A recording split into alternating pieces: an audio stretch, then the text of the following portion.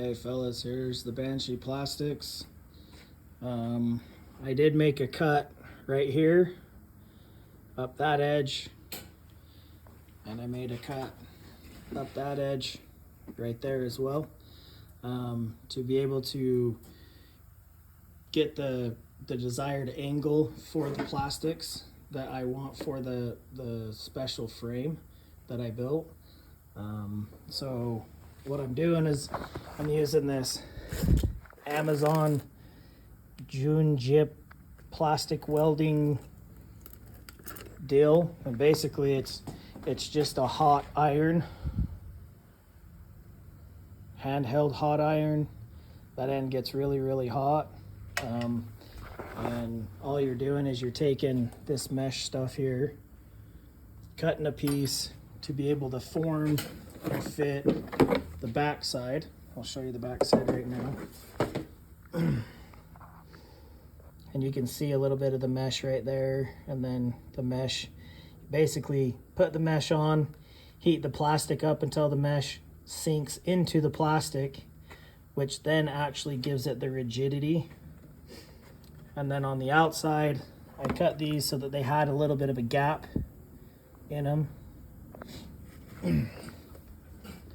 So the outside of the plastic here, all you're doing is heating up that spot right through, right through here that has that gap, and adding material. Basically what I did was the little V cut that I made out of that, I used that as the filler because it tells you on the plastic part itself,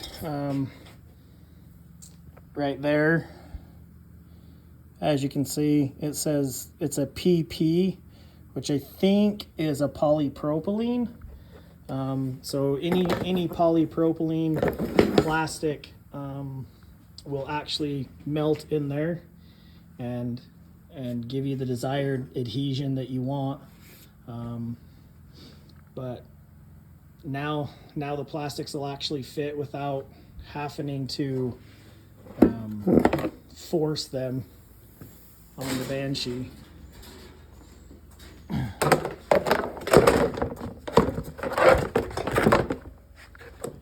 Sorry for the wonderful camera work. But yeah, basically it's gonna sit like that, and then that side rail is gonna sit like that, and that side rail is gonna sit like that. They're gonna cover the tubing right here a little better.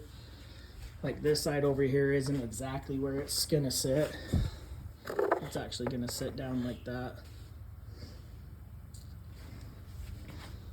But yep. And then I've got a little part up here that has a tachometer and stuff out of aluminum, and we'll just fill in the sides or choose not to fill in the sides. I did finish the blow-off valve. I didn't like the angle because it was too far down and got into the plastics, and so I cut it along that weld right there and re-welded that. So now if you look at the front of the Banshee, it has the blow-off valve right there. The other thing we're working on is the Ranger. Oh, let's go back because it's actually right there. So it's anti-sway bar. I know you're not supposed to weld on this material, but it is what it is. We sleeved it. I put a piece of tubing inside the center, butted these up against the edges, plug welded it in 4 different spots, 1, 2, 3, and 4, and then wrapped the weld around the end. On this Ford Ranger, we did a custom 3-link setup, so you can see 1 link, 2 links, and then the 3rd link right there, with a panhard bar, which is the bar that goes from there behind the steering rack back to the axle back there. And then I did a custom steering setup. It's a Dana 30 out of a Jeep. We did all of the fabrication is me and my son.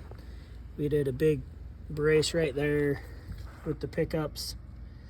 The center tube is actually removable so that we can clear the transmission and get the drive line. As you can see, there is no drive line.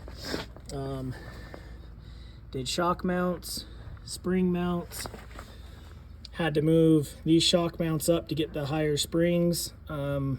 Put this piece on the outside to retain the spring.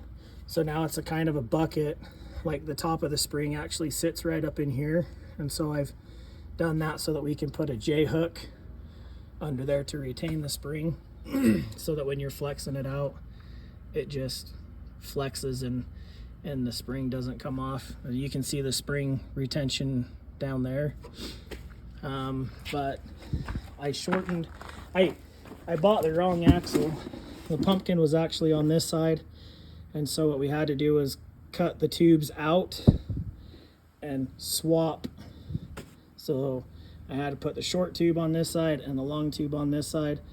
We ended up cutting the C's here and re-welding those. As you can see, it's TIG welded onto that knuckle, and then we did a brace across the top out of just a piece of tube that goes all the way up and across to the other side. Capped them off and welded that front and back, both sides, all the way across that axle tube to help, because these are kind of a smaller axle. I think it's going to be great for what we're doing, but at the same time, that's the custom 3-link on the Ranger, and just got to put the anti-sway bar on it. We've got to get the truck to actually, it idles high, and so I just got to figure out why it's idling high and remedy that, and we'll be good to go. But that one's for my son. We clearanced it for bigger wheels and tires, but I doubt we're gonna go 40s or anything like that. I think 31s or 32s is gonna be just fine.